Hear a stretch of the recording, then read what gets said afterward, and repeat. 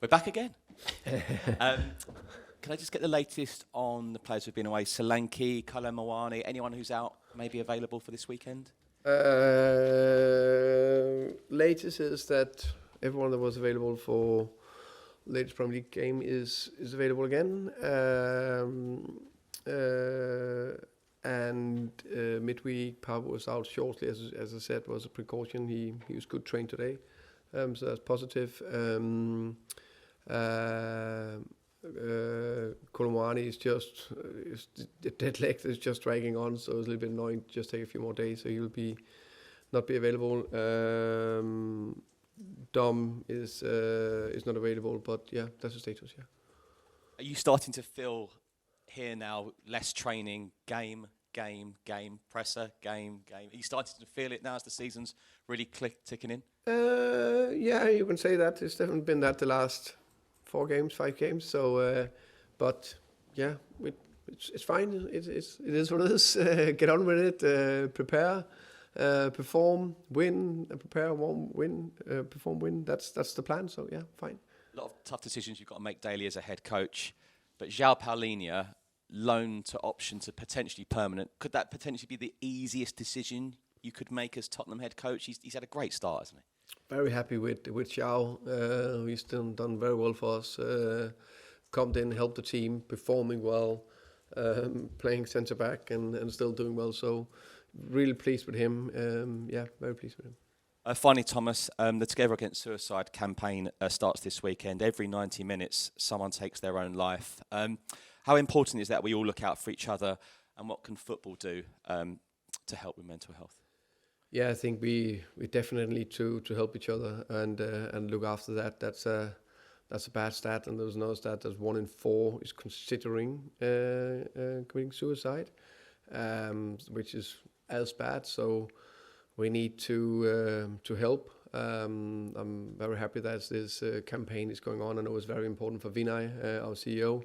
I think in general for me as well, I think suicide is the worst you can do. But before that, there's a lot of steps where you may be mentally not in a good place. And we all know it's all about speaking to people. And if you don't have anyone in your closest network, you reach out to the helpline or to a local community because we need to help, we need to speak, and we need to speak openly about it. Thank you very much, Thomas. Peter. Hi, Thomas. Could you just tell us how far Dominic is away from being fit then? Dominic is, as I said, his ankle injury has just been a little bit tricky. It's nothing big. We're relatively positive about it. It'll be relatively quick. How much of a selection headache is Richarlison giving you with the impending return of Dominic? It's 3 goals and 1 assist in his first 5 games of the season. Right now it's very simple and very easy. Richie is playing and Richie is doing good. As you said, scored 3 goals and 1 assist. Is good numbers. So yeah, happy with Richie. He just needs to keep building, keep adding good performances, keep arriving in the right areas in the box. So yeah, that's positive. Another player I wanted to ask you about was Lucas, only 19 years of age, but something you said is that he takes the team with him. What's his ceiling? Good question. For hopefully as high as possible. My finest job together with the coaches is to maximize potential in every player, maximize potential in the team. That's my most important task. And Lucas is a fantastic prime example of that. How can we maximize his potential? Right now he is in a very good flow. Right now you can just see he's full of confidence, and that's a fantastic position to be in. So pleased with him. Also, he's, I think, adding more and more to his game now. He's arriving more in the box, for example, which is important. And finally, tomorrow is the start of 3 games in about 10 days, I believe. Obviously, you want to win every game, but how much would that help getting this run of 10 days off with a game and continuing your great form in the Premier League? Yeah, of course, it will be super important. We are facing a good Wolves side. I think we, of course, everyone is aware that they haven't had their best start in terms of points. When you look at their performances, they are much better. They are much tighter games. You can see the games they've lost, except the City game is very super tight. So I expect a very difficult game. This is a team that we the last 5 times haven't been able to beat. So I think we're very fully aware that this is a team. Another game in the Premier League, you could take nothing for granted. You can't think you can just walk over any opponent. So we need to come flying out, be ready for it. We need the fans behind us. They need to back us every single second of the match. But I'm very confident. I'm positive that we'll go out and perform well tomorrow. Thank you. Best of luck. You're welcome. Hi Thomas, how are you? I'm good, thank you. You? Yeah, good, thank you. How easy is it to guard against the fact that your team could be overconfident against the team who are bottom and have lost every game? I mean, you speak well about the fact you have to expect a difficult game, but stats would suggest this should be probably one of the easiest games to predict of the whole weekend. That's because we always look backwards. We don't look into the next game. The next game is a completely. Every game got its own life. Every game got its own story. You know, I'm always. You asked me these questions before in the past, and I was thinking, is the best to face a team that's been unbeaten in 10 games or a team that haven't won in 10 games? I don't know, and I actually don't care. I just know we prepare for Wolves. We look at their strength and the areas where we think we could potentially hurt them. And then I think our players are I think it's good that our players are in a good place. They're confident, but also know that we need to work very hard. It's nothing going to be easy. And also they know the stat as well. We haven't beat them the last 5 times. It's a busy week. You've already been asked about that. But busy for the team, but also for you. In a way, you're not used to this, are you? You're used to having a game, then a whole week with your team to prepare and to go through everything. How much are you learning on the job this season with having to play literally game, maybe one rest day, one preparation day, and then bang, go again? You can say learning over the time of the season, because having 2 days between games, I've probably done 100 times or something like that in my career. 3 games, similar, but I haven't done it 300 times. But do you need to have 300 times? 100 is probably enough to have your routines in terms of how you prepare the team. So I think that's the most important thing. I think we have a very good.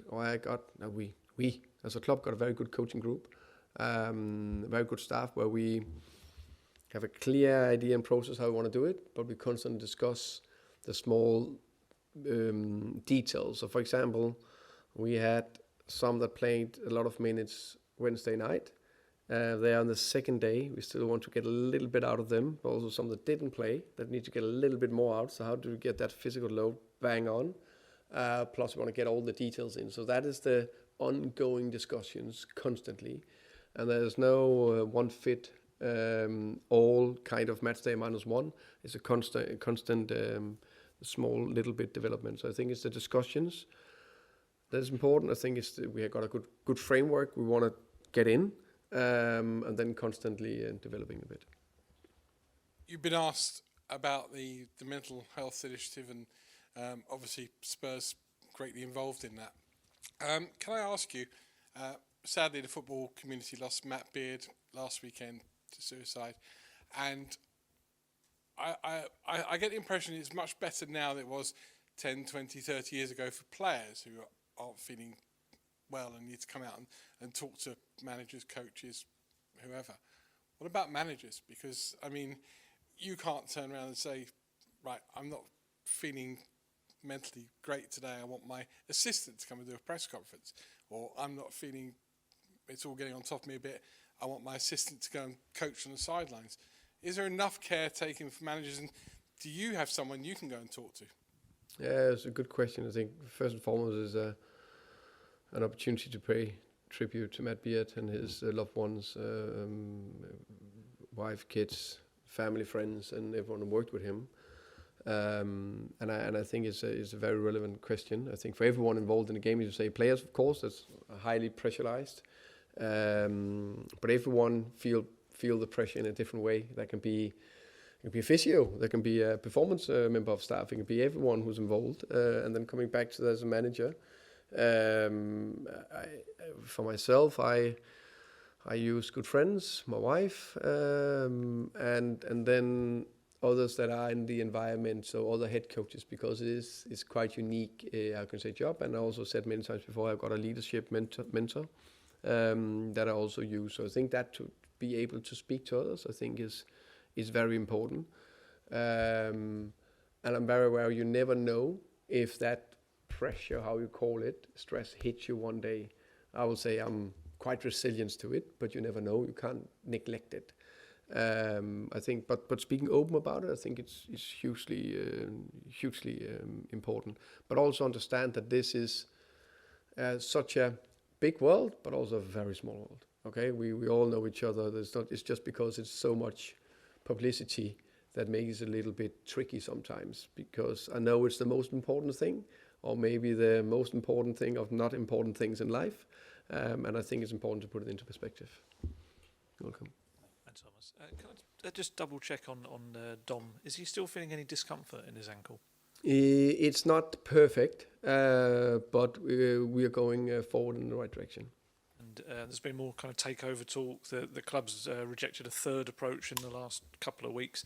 Is it strange to come to a club that kind of is in this moment of change from one that was obviously so stable for so many years? Yeah, there's a few more questions about it. So the short answer is yes, but you can say, to start was very stable. Daniel's been here for almost 25 years, so very, very easy, of course. Then the change came a little bit.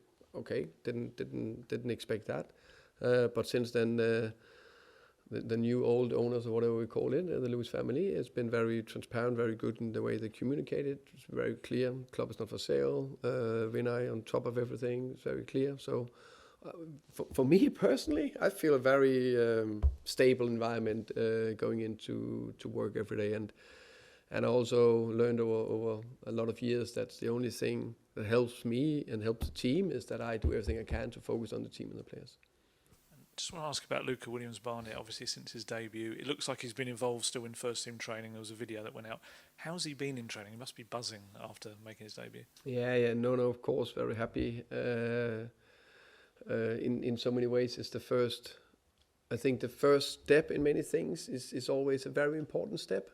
But after that, there's a lot of next steps that he needs to take. But of course, it's nice to see him getting his debut. Hi, Thomas.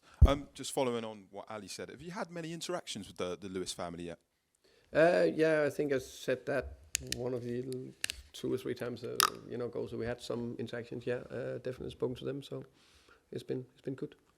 Just on Kolo Muani, how did he actually suffer the dead leg? In training, I think it was Pape that ran into him. So I need to blame Pape.